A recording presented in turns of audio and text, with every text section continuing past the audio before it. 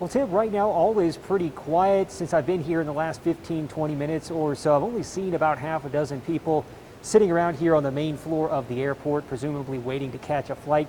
I believe there are a couple people upstairs as well in the waiting areas. Regardless, no large crowds here right now, so social distancing is not an issue. There is no one in line at the bag check counters here. So again, social distancing not an issue. Earlier today when I was here, there were a few people in line, people trickling in 2 or 3 at a time, and most people I saw were wearing masks. Passengers I spoke to say they know what health officials are saying, they hear the warnings, but they believe it is safe to travel.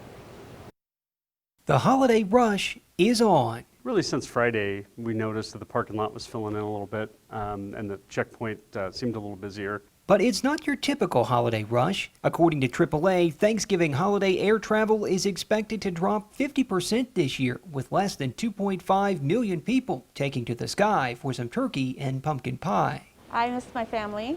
I haven't seen them in over 6 months, so I wanted to see them. We were going to stay in Great Falls, but our daughter and her husband have the virus, and so our plans changed at the last minute.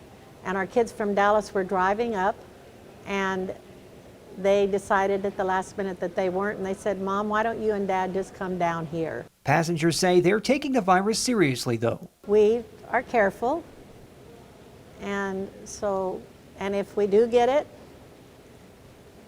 we're believers, so it's the Lord saying it's our time. I made sure everybody was healthy before I booked my flight. Wear my mask, I make sure my hands are clean, I make sure that I'm not touching everything, and I'm trying to distance myself from everybody. If you are flying, Airport Director John Faulkner says your flight may be the least of your worries. And there was some new information just came out last week that shows that the virus lasts very short period of time on a plane.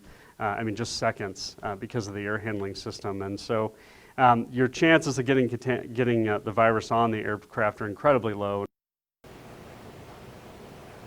If you are going to fly, there are steps the CDC recommends you take both before and after your flight. You can find a link to those recommendations in this story on our website, krtv.com. For now, live at the Great Falls International Airport, Colter Anstad, MTN News.